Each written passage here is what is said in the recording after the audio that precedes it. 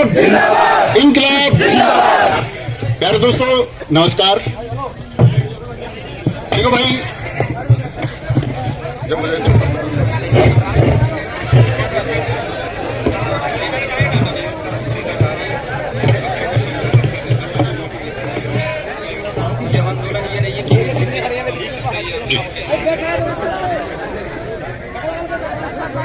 एक बार सारे साथी अपने दोनों हाथ उठा के बता देंगे कि मेरी आवाज पिछली पंक्ति तक भी पहुंच रही है।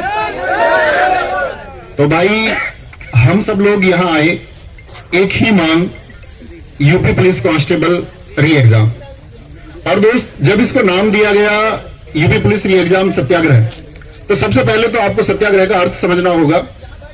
आप लोगों को यह जानना होगा कि जो आग्रह आप सब यहां करने वाले हैं वो सच में सत्य के लिए है या असत्य के लिए है। तो एक बार बताएंगे, ये सत्य के लिए है कि असत्य के लिए है? तो सत्य के लिए आग्रह है, तो इसका मतलब है सत्याग्रह कोई भी हो उसको चलाने के लिए एक बहुत अनुशासन की आवश्यकता है। कल भी मैंने लिखा कि किसी ने कहा क्या हजारों के लोग या हजारों की भीड़ भी पंक्तिबद्ध हो सकती है? तो हमने कहा हाँ, हो सकती है। तो सबसे पहले तो इसका एक सर्वश्रेष्ठ नमूना हम यही दिखाएंगे कि अभी आपके सामने जो पहला छात्र बैठा हुआ है उसके पीछे सब पंक्ति बंद हो जाएगी, पहले छात्र के पीछे, ताकि बीच में एक पंक्ति रहे कि आपको किसी को पीछे से निकल के आगे आना है तो वो आगे आ पाए, और आगे से निकल के किसी को पीछे जाना है तो वो जा पाए। बीच वाली ये जो पंक्ति है, हमारे जितने भी साथी या जितने भी मीडिया बंधु होंगे उन सबके लिए बीच की पंक्ति आप छोड़ दीजिए।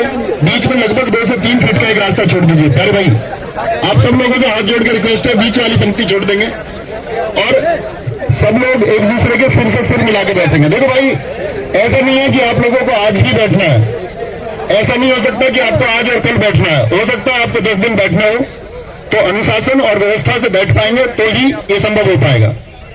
बीच वाली पंक्ति अभी भी खाली नहीं हुई है, तो जिस तरह यदि आप हमारी बात नहीं मानेंगे तो मुझे नहीं लगता कि आप किसी की बात भी मानोगे, और किसी की बात नहीं मानोगे तो कुछ होने वाला है नहीं।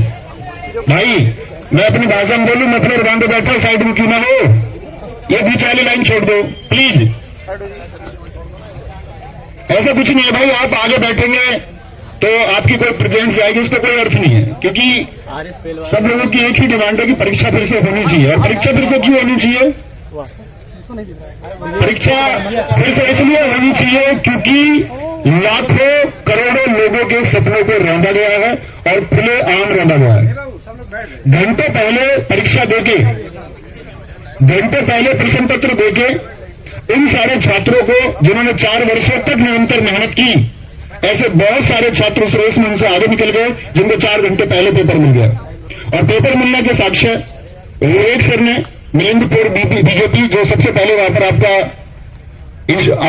ट्विटर पर उन्होंने शेयर किया, विवेक सर ने सबसे पहले आप लोगों को इसके बारे में अपडेट किया।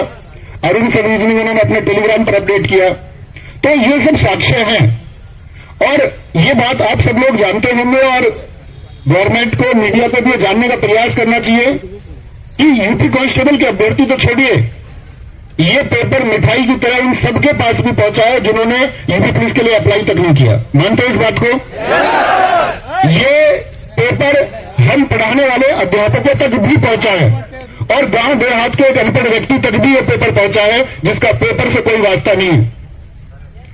तो ये मांग साथी या किसी भी प्रकार का लॉलीपॉप या किसी भी प्रकार का बहाना मेरे द्वारा, अन्य किसी के द्वारा, या कोई एक झूठा आश्वासन आपको बीच में, आपके इस संघर्ष के रास्ते के बीच में यदि दिया जाता है तो आप क्या उस लॉलीपॉप को स्वीकार करेंगे? हमको इसके लिए मांग तब तक बरकरार रखनी है जब तक एक ऑफिशियल स्टेटमेंट आपका भर्ती बोर्ड की साइट पर या गवर्नमेंट के द्वारा या किसी जो पीठासीन व्यक्ति है उनके द्वारा कोई स्टेटमेंट आए और एक आश्वासन दिया जाए कि हां, ये मानना पड़ेगा कि भर्ती में धांधली हुई है, और धांधली नहीं, ये अत्याचार हुआ है।